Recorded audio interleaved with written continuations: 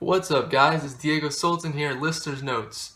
Today we're going to be doing our album rundown for December of 2016. Now, all these albums are going to be included in my 2017 list if they qualify based on how good or bad they are. And the reason I'm doing it like this is just to save myself time and recapping what happened in that portion of 2016 that I didn't cover. If you saw an album in my best list or worst list from December, it will not be on this. This is just what I listened to after I put out my lists. And also, I'd like to add that it is the end of the year. There weren't a lot of albums out, so a few of these albums here probably weren't in my wheelhouse and probably were not made for me. So just warning you. So yeah, with this segment, I'm basically going to give a very brief description and review of each of these albums. And that's really it. I do have Run the Jewels 3 review coming out soon. It will not be a part of this, but it is coming out probably a few days afterwards. Depending on my editing speed, we'll see what happens. So yeah, let's get started. We're gonna start it off with the new album from Kid Cudi called Passion, Pain, and Demon Slayin. Kid Cudi, he's a rapper, vocalist. He's been doing this for quite a long time, considering his very mainstream style. And his last album, Speeding Bullet to Heaven, was probably one of the most laughed at albums I think I've ever seen. So many people put in a review of it that might not even have been involved in that sort of music. Even a critic like Mike Seatown took his video off because he felt like it was just a joke to people to watch it and laugh at how bad that album was. It was essentially Kid Cudi dipping his toes into a Kurt Cobain influenced punk rock, grunge rock, garage rock sort of album, and it had a nice analog sound. It sounded really crispy and crunchy. It had that sort of lo-fi sound, but he just can't write rock music. It's just not in his wheelhouse, and that's okay. It was just an experiment that went wrong. With this new album, he's sort of going back into his wheelhouse, which is very atmospheric, spacey, hip-hop, R&B sort of stuff, and it's actually fits really well in the music we do right now because it's a popular sound with guys like The Weeknd, Travis Scott. That kind of thing is in right now, so it kind of fits to see Kid Cudi making his style of music now because he's influenced so many people. Let's just get this out of the way and say it. This is a big improvement over Speeding Bullet to Heaven. I mean, not to say that it's very hard to make a better album than that, but this is a better album. And it is a very spacey, melodic, and mellowed out album. It's very druggy, nocturnal. It sort of has a vibe to it. But like the last atmospheric and spacey thing I reviewed, The Weeknd's Starboy, this one gets boring, and it is really long. It feels like it doesn't end. It's like 17 songs. And it really drags on. A lot of those songs are filler. It's not necessarily there's a lot of bad songs in the track listing. It just feels like a lot of these songs are very filler, very boring. Like nothing I'd want to put on. Maybe the only songs that I really liked was the song Surfin', which featured Pharrell Williams, and then the song Illusions. This one was just had a hook that kind of got me. I can't even explain it. As far as the production goes, for the most part, I think it's pretty alright. I think it's very spacey. I think he did a good job trying to incorporate strings and horns to add a little bit more personality to the atmospheric vibe, which was something I wish The Weeknd would have tried, but I digress. My big problem here isn't necessarily always the instrumentation as much as it is Kid Cudi and his vocals, which really are a bunch of nonsense half the time. But just to touch on it, the only times when the instrumentation really bothers me is when the strings and the horns kind of go a little too far. Like it starts sounding a bit like a Disney soundtrack. It sounds like something Macklemore would go on, just really over the top, and just it sounds silly. And I know it's excellent playing, it sounds gorgeous, but I can't take it seriously with Kid Cudi and this spaciness and all this like mainstream sound around it. It just sounds weird. It's not that the music is bad, it's just for me it doesn't feel right, if that makes any sense. But vocally, Kid Cudi really, he's not very good this album. I think the song Surfin' has some nice vocals from him. He comes in with a lot of energy, and he also has a solid vocal line. I wouldn't say I love his voice in it, but he's tolerable. A lot of these other songs, all he's doing is this humming or these nonsense syllables that really have no impact on me. Just sounds like normal humming to me. I don't really get the appeal. and sometimes he just pulls these awful off-key vocals that just it sounds bad. A couple songs that I didn't like. I was not a fan of the single "Baptized in Fire," which featured Travis Scott. This was a song that I was actually looking forward to. I like Travis Scott. They have similar styles, so I was like, ooh, they might fit well together. But they really made something that would probably put your children to sleep. If you're a parent, you have kids, and they don't like to go down and sleep, play this song. It has no energy, not a lot of instrumental intricacies to it. It's just very spacey. It's just them sort of mumbling over in autotune, and it makes 4 minutes feel like 40, really.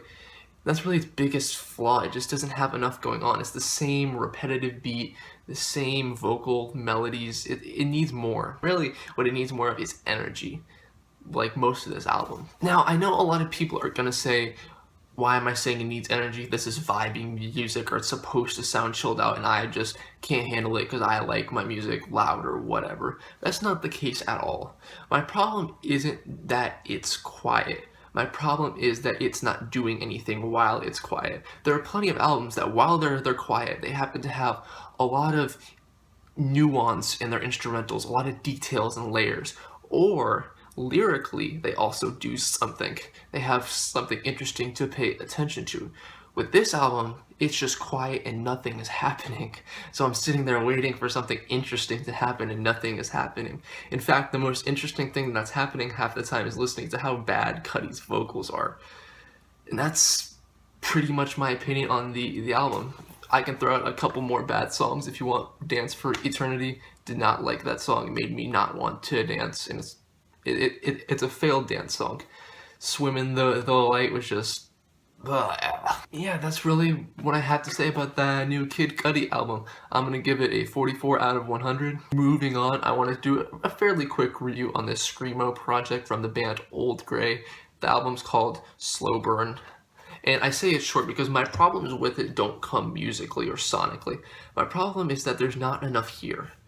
This album is about 20 or so minutes. I think that's a few minutes more than 20, but it really feels empty. And it has two like spoken word story narration things that end up getting cut off by the instrumental, so they're pointless. They don't need to be in the album. And then what music that is here is really good, but I don't feel right giving it a good rating next to an album that's much longer, kind of because I wouldn't put this on for a full album. Like, it feels like an EP. It feels empty. It feels halved. And that's not a nitpick. It actually hurts the experience because I'm sitting there wanting more. Not like in a, oh, that's so good, I can't wait to hear their next album sort of way, but more like, wow, that's it? Really? That's all you guys have?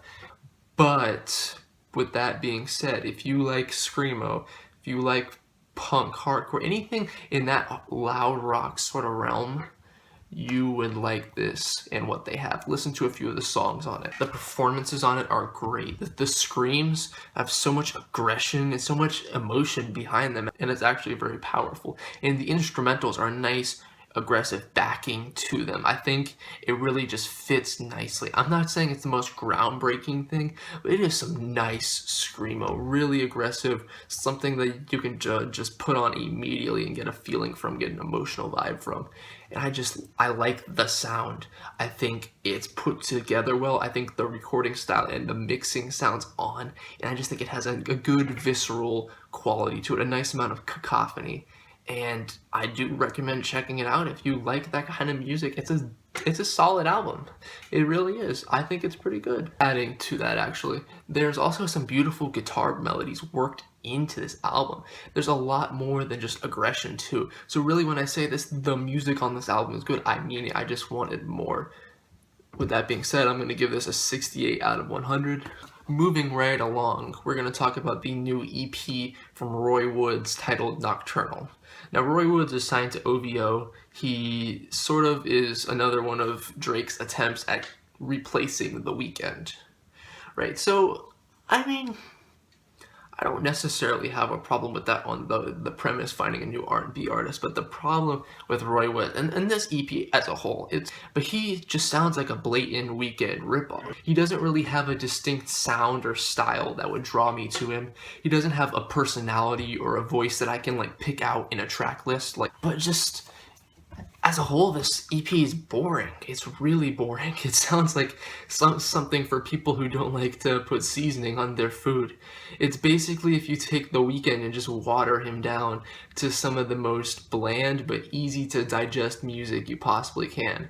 And that's what sells sometimes, especially to the OVO crowds. It seems like if you make something really watered down, it's not gonna offend anyone's tastes. It's not gonna be like, oh, that's too weird for me. That's too anything for me, because there's not a lot of substance there. So it's easy for people to digest, and it should sell. But yeah, if I wanted to listen to this kind of spacey music, kind of nocturnal music, this kind of R&B, I'd listen to The Weeknd. Because I'd listen to Kid Cudi's last album too, because they did it with so much more personality than this. At least Kid Cudi, as bad as his vocals were, he had a distinct style with all of those instrumentals, those strings and those horns, along with his bad singing. He has a distinct sound. This guy, he doesn't even sound like a Weeknd copy. He sounds like someone who took The Weeknd and made him more boring, made him as plain and as nondescript as possible. He basically sounds like a generic R&B artist to the core, and I don't really see the appeal. But yeah, it's not good. It's boring, and I'm not going through specific songs because it's not a problem with a specific track per se. It's just the entire album is this sound that I don't really care for. I'm gonna give it a 33 out of 100. Finally, let's talk about the new project from N9ne. This one is called The Storm. N9ne, he's a rapper out of Kansas City. He's been doing it for a long time and pretty respected guy. He has his own label, Strange Music, which has a big group of music fanatics, in fact. And they love Strange, they love that style of music. And I can admit that years ago I was into this speed rap sort of thing. But looking at it now, I don't really see the appeal in this album. Maybe it's just me. For one, it's too long. The deluxe album is 2 hours of rap. No one needs 32 rap songs. It's just too much. No one can sit through that. At least I can't. I could barely sit through the standard edition, which was an hour long, so don't think I was taking the easy way out. There was plenty of N9ne for me to digest there. And the reason he shouldn't be making a 2 hour long album is because the entire thing is filler. The 60-minute version is all filler. It just feels like he threw a bunch of B-sides or a bunch of lazy songs in here. Really, the only appealing thing about this album is the occasional interesting beat, very good beat, or N9ne's flow, which is always good throughout this album. He's always had a rapid flow, and it's always fun to hear someone rap in that fast style, switching up his tempos. It's a very entertaining thing to listen to, and I will give Tech that. But besides that, there's nothing here that justifies an hour long of my time. And the frustrating thing is when N9ne starts to complain about not getting enough love and respect in the music world. For example, he complained about not getting a Grammy. And I don't really understand where he's coming from. First of all, the Grammys have never been a gauge of good music. They just give an award to whoever's popular. Everyone who follows music knows that. And second of all, maybe the reason you're not getting a Grammy is because your music is not appealing to those kind of people. He keeps saying that he's not getting a Grammy because his music is too weird or aggressive, and same thing, critics don't get him because his music is too weird or aggressive. No, that's not the problem. The problem is your music's boring. It's forced. You're not weird. You think your music's weird, strange, and out there, but it's really just a lot of generic rap. And then what you do to make it sound weird is you awkwardly shove a bunch of random genres that don't fit inside your music. Case in point, looking at the song Starting to Turn featuring Jonathan Davis of Korn, he basically N9ne does a rap verse on the song over a rap beat, and then it just transitions to this new metal roaring guitar riff and Jonathan Davis screaming out a hook, and it makes no sense. It doesn't sound right. If you're going to do a metal or rock theme song, make the song metal or rock all the way throughout. I'm not saying it needs to sound like a rap metal song, but give those sort of moods and sounds and tones throughout the song, so it's not just like a switch up from hip-hop to metal. Make it like Danny Brown's Atrocity Exhibition. He made the entire album sound punk rock as hell without it being punk rock instrumentals, and that's what was beautiful about his album. It really was a thing of genius. Shout out to Paul White for the production on that album. Check that album out if you want some interesting rap. And then another example is the song Buddha, which features Boyz II Men, which has this R&B hook. No, Tech N9ne, your rapid flow and this R&B hook, they don't fit. It sounds like you recorded your parts on a rap beat, and then you went on your GarageBand and you cut out the part where the hook was going to be and just shoved this portion in there and said, sounds good, it'll sell, my fans will listen to anything I make. His music isn't weird at all. It's weird in the sense that it's not done right. There's no musical talent going in here. You're not experimental Tech N9ne. Have some self-awareness, and that's why I bring this up. You might think I'm ranting about nothing, but this lack of self-awareness really doesn't make him a compelling character, to me at least. I tend to like my rap characters at least intelligent and aware of their situations if I'm going to be focusing on their lyrics, which on this album aren't very good to start. There aren't a lot of clever lines. There's not a lot of content that actually interests me. Half of the content is about how people don't like him, and that it's because he's too out there, he's too special, he's too strange, when really it's because this album isn't good. If there were good songs here, if there was good experiments here, if you actually put in the effort to make an R&B song, to make a rock song, or whatever you're trying to do with your experiments, it would be good. If you actually put in the effort to make an interesting rap song with good beats, good bars, good production, just good overall sound, it would actually be liked and people would think it's good. Not because you're just too aggressive or too weird. Maybe it's because this album isn't good. I'm going to stop here before I take the entire video saying this crap. I'm gonna give it a 40 out of 100. So yeah guys, that was our album rundown. I wanted to do these pretty much every month. We'll see what happens. Thank you guys for watching. Comment below what you agree with and disagree with. Of course, I'm sure I don't need to say that. Y'all do it anyway. Thank you for watching. Don't forget to subscribe, like, and share this video. I appreciate all of your love and support when it does happen. And yeah, Diego Sultan here with Listener's Notes. Can't wait to review some more music for you guys again real soon.